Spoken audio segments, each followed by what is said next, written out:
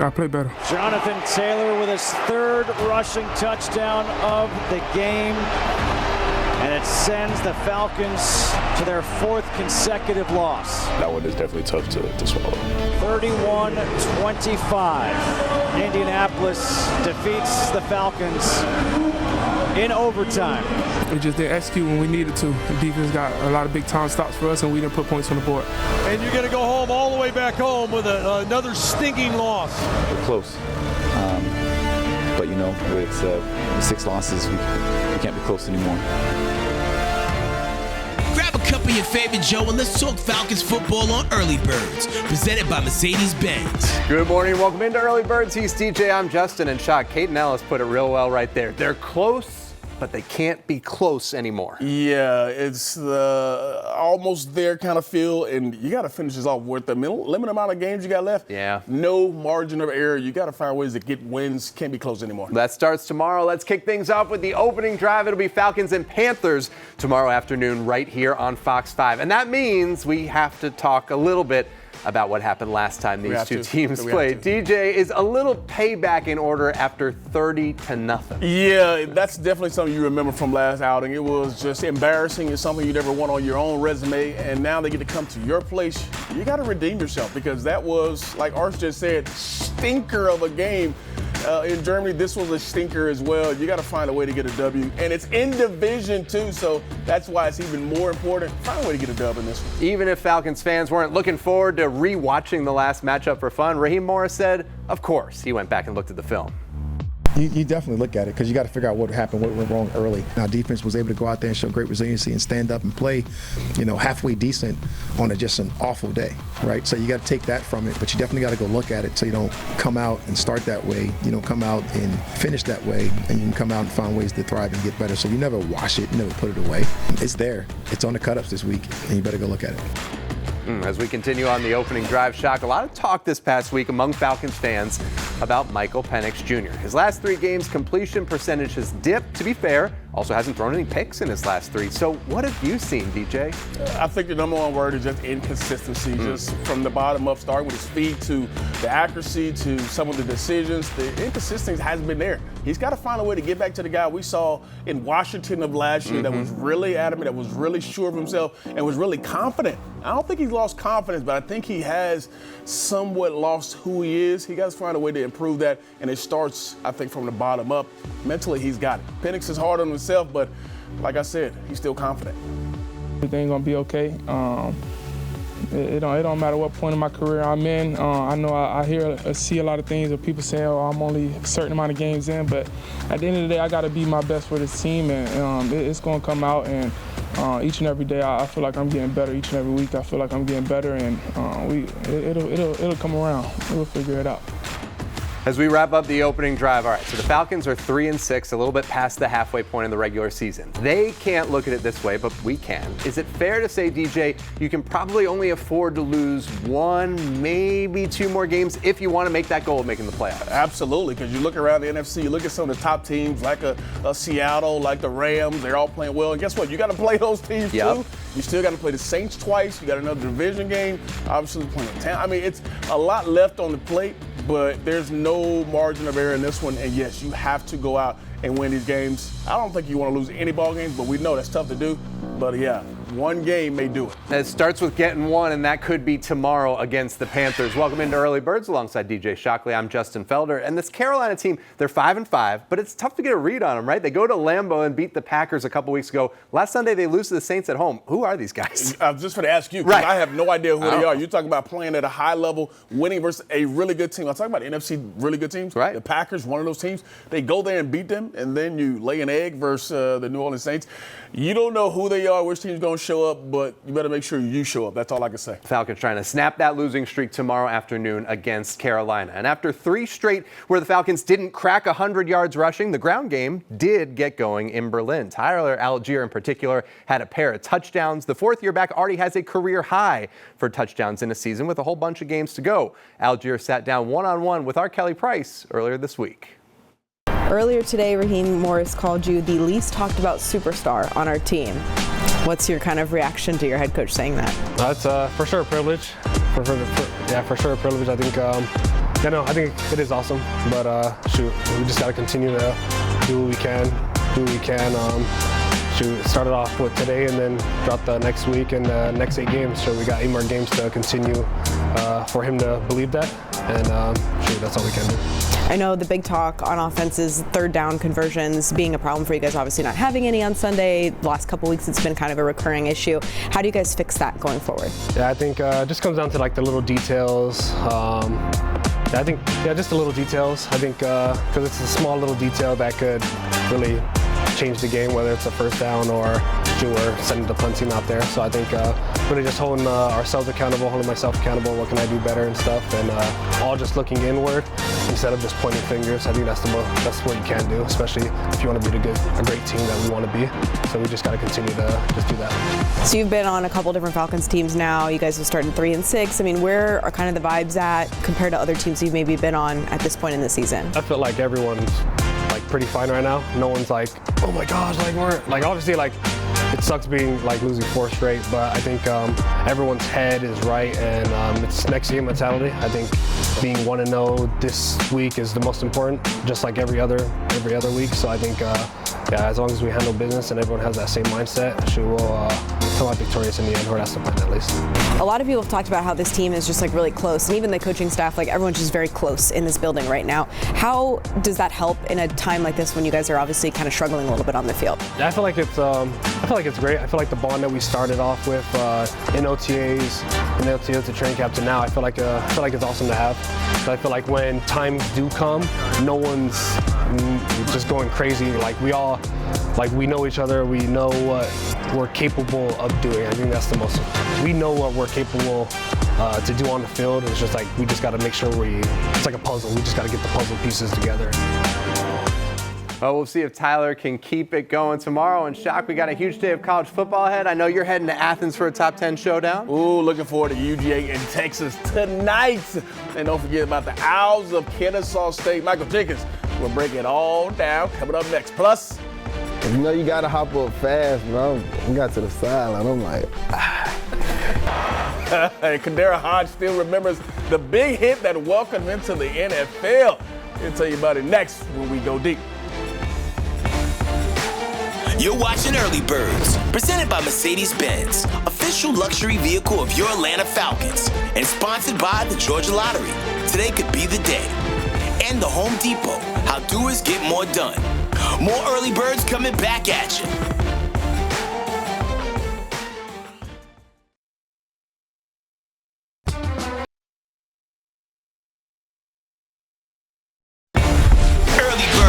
It's not Saturday down south without talking college football.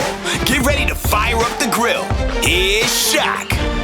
My guy Michael Jenkins is in the building. Jank, another new week, man. More college football to talk about. Rankings, we're going to talk about them every week. Top 5 stayed the same. Anything else surprise you about it, or you still wait for the chaos over the next few weeks? Still waiting for the chaos. I know people are saying, hey, Texas A&M could claim that number 1 spot. They played some really good teams. They won on the road. They're undefeated in the SEC. So, I can see that being something different. Should Indiana be punished for what he did with Penn State? Would it be so close, or just nah? Okay, I got you. All right, Jay, let's talk about one of the biggest games of the day. Oklahoma headed to T-Town to face Alabama. Give me your thoughts on this game, because there's a lot to do from what happened last year. Can OU go on the road and get another dub? They got one against Tennessee, but does this game create the chaos that you talk about? It could, and it's interesting because for some reason Alabama can't run the ball, and they are only averaging 2.2 yards running the football. So with Oklahoma's defense and how good they are at stopping the run, and they put a lot on Ty Simpson, it could be real interesting in old Tuscaloosa. Mateer, you think he got a chance to make some noise? I think he's playing better now that he's come back from the hand injuries. He got a few games under his belt. Yeah. It started off a little rough when he first came back. All right, here's Coach Venables on what the motivation is walking into this monster game. I think the motivation for everybody is because what the opportunity is sitting in front of us. It's a top 10 matchup, and there's a lot that's on the line. The season for both of us, is impacted by the result, at the end of the night. So, they're different, we're different. Certainly it's at their place, but who wouldn't be excited to play Oklahoma, Alabama? Dang, that's going to be a good one today. All right, Jake, the next game I want to talk about, it gives a little local feel for us here. The Owls of KSU, we're going to get them some love. They go on the road to face Jacksonville State in a pivotal Conference USA game. But if they plan to leave there with a dub, I think they will need their all-everything linebacker, Baron Hobson, to play some big-time ball.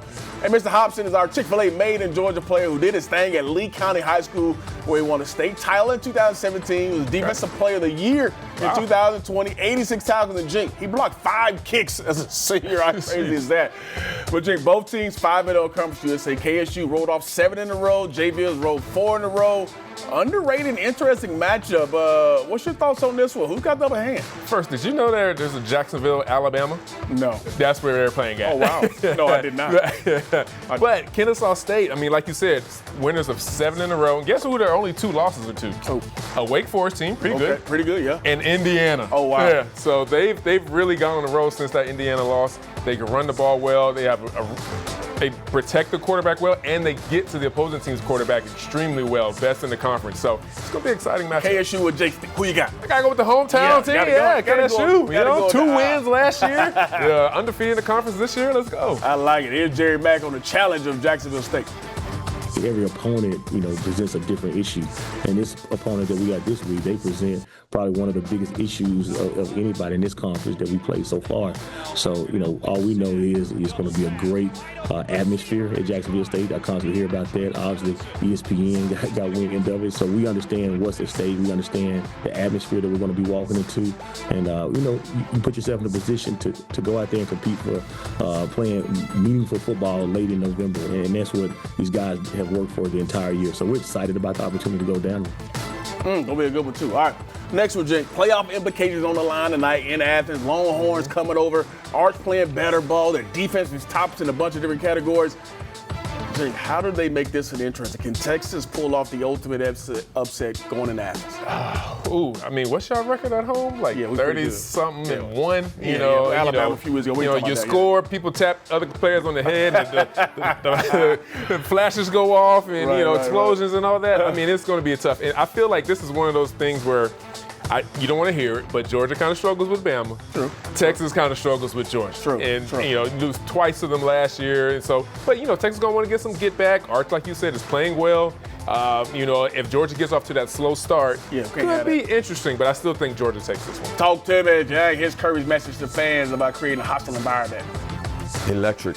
I think that's my word. Is like how loud, how disruptive, how passionate can we be to affect the team that it just doesn't feel like they've been on the road that much, but they have. They've been to a couple of tough places, so we need to impact them. It was tough on us last year. All right, Jake, appreciate all the insight, man, all year, but this one's going to be a good one. Hope you bring me some ribs. I heard you get on that grill. Bring a little bit something. All right, Justin, glad to see you back and safe from Germany, but still, I owe you some dog stuff. I ain't forgot. It's coming. But what game piques your interest today, man? I'm glad you guys gave some love to Kennesaw State. That was a great breakdown. What a season for Jerry Mack's Owls. Looking forward to seeing if they can keep that going against Jacksonville State. Well, guys, thank you so much. Each week on Going Deep, we ask a Falcons player, what was your welcome to the NFL moment? Now, this is season number 8 for Kaderil Hodge, but when he tells you about a big hit that welcomed him to the league as a young player, it'll sound like it just happened yesterday. Kaderil explains in this week's Going Deep. It's caught. Kaderil Hodge, 35, 30, Take it, baby. 20, 15, 10, 5, bang. Drive home safely. Oh, my goodness. Welcome to the game, Kaderil. Are you serious? A walk-off for Kaderil Hodge and the Falcons. I was in Cleveland for sure, and I was playing receiver, and Baker threw me a slant route, and I got blasted. I remember by Jimmy Smith. I was like, you got to hop up fast, but I got to the sideline. I'm like, yeah, it's real out here, because Jimmy Smith was a pretty big DB. He was probably like 6'2", 6'3", like 220. And at the time, I'm still a young guy, so I'm like, I may be like 200 pounds at the time. So, man, yeah, he got me pretty good. Yeah, Baker Mayfield, come on, I got to help out our guy, Kaderil Hodge. Great stuff. Still to come, it'll be Drake London against former High Five Sports star on the outside tomorrow afternoon. DJ and Jenk break down the marquee matchup next on Early Birds. Made in Georgia is presented by Chick-fil-A. We're getting your Saturday started right. Early Early Birds is back in a moment. It's time to get some game intel from Shock. You're invited into the film room. So cut the lights and let's get started. Let's talk about getting more pressure on the quarterback. The Falcons have done a really good job. And 13 sacks in the last 2 ball games. That's getting after them. But it's the way they're doing it. This particular play here, it looks like they got 7 guys on the line of scrimmage, but only 5 guys on blitz. So you're talking about disguising it, making it look like something else, but also making this quarterback think a little bit more. On the snap of the ball, he wants to throw this little route to Jonathan Taylor. But you're going to get a nice play by Jesse Bates. He's actually going to bail here on him and take him, and then you're going to get this guy to bail out, and James Pierce is going to come from the opposite side, and he's going to be the one that gets the pressure and gets the sack fumble on the outside. So let's watch how this ends up breaking down here. Watch Jesse Bates here. As he goes out, now he wants to throw him the football, but he can't because Jesse's there. Now you got the speed of Pierce coming off the edge. Does such a good job of getting to the quarterback, and once he gets to him, guess what? Ball out of his hands, sack fumble, and he picks it up from his other fellow rookie. A really great job there of getting to the quarterback. Got to continue to disguise and get after the quarterback, which is key in this game versus Bryce Young. All right, the Panthers game is very intriguing on both sides. As we know, division rivals know each other well. And it would be hard to create an advantage with all the familiarity. But one matchup that I am excited to watch is J.C. Horn versus Drake London. Now, Jake, you were part of tons of one-on-one matchups like this versus a really good corner. With J.C. and Drake, does Horn's size help him in this matchup? Or you think Drake is just still so talented he's got the upper hand? The size will help a little bit, but I got to go with our guy Drake. His hands, his route running. I mean, you just put it anywhere. And we've said earlier, those 50-50 balls with Drake, more like 100-0. So expect to see that as well. Yeah, can't wait for that, Jake. You've done that tons of times. Go give Drake a little bit more, but you probably don't need to. You've just done that. All right, Justin, over to you, man. Hopefully for some big-time plays from Drake for sure. Yeah, great breakdown. J.C. Horn, Alpharetta High School. I'm sure we'll have a lot of friends and family at Mercedes-Benz on Sunday. Well, I'm still dealing with a little jet lag after coming back from the Falcons game in Berlin. Falcons players, though, they don't have time for such luxuries as jet lag. The team's medical staff worked hard to make sure the players, coaches, staff got back on Eastern time as quickly as possible, coming back from overseas. That's the focus of this week's Emory Road to Recovery. Luckily, coming back to the west, it's a little bit better than going east. But yeah, we'll prepare for that, utilizing melatonin and other type of sleep pro habits that will have the players try to get back on their schedule when we get back here, get back into their nutritional routine, sleep routine, and then practice routine. Good stuff. Next on Early Birds, Falcons owner Arthur Blank is bringing a new team to the ATL. We'll tell you about it coming up next on Early Birds. You're watching Early Birds, presented by Mercedes-Benz, on your official home for Falcons football, Fox 5 Atlanta.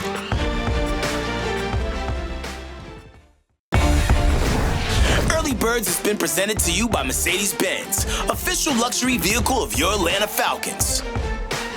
A big announcement this past week in the Atlanta sports world as Atlanta will become home to the 17th National Women's Soccer League franchise. Falcons owner Arthur Blank made the announcement. And DJ, this is part of a huge commitment from Mr. Blank, from the whole organization, to soccer, but also to women's sports. You have to love it. Arthur Blank has done a lot of great things for our community, but here he is pushing, obviously wanting to have more women's sports here. It's going to encourage a lot of young ladies around our state to go out and play the sport, but also to look up these great athletes and see how great they can be. The NWSL team will start playing at Mercedes-Benz Stadium in 2028. Be sure to check out the Dirty Bird Report tomorrow night. DJ, Jen, Kelly Price breaking down the Falcons and Panthers game. That's tomorrow night at 11:30 p.m. Make sure to tune in. Before we go, Falcons and Panthers tomorrow afternoon here on Fox 5. One more matchup to watch, DJ. We have to be really good about Ted McMillan. This guy's got over 600 yards, and the next closest guy is 500 yards less than him. That's crazy. So you're talking about being one of Bryce Young's favorite players to throw to. Make sure we got hands on him for sure. They want to run the ball. They want to throw it to Ted. They're going to be waving this flag at Mercedes-Benz Stadium. This is what they're giving out to fans. I'll give you the honor, DJ. Like thank you. That's all for us on Early Birds. For DJ Shockley, I'm Justin Felder. Have a good morning and a great weekend.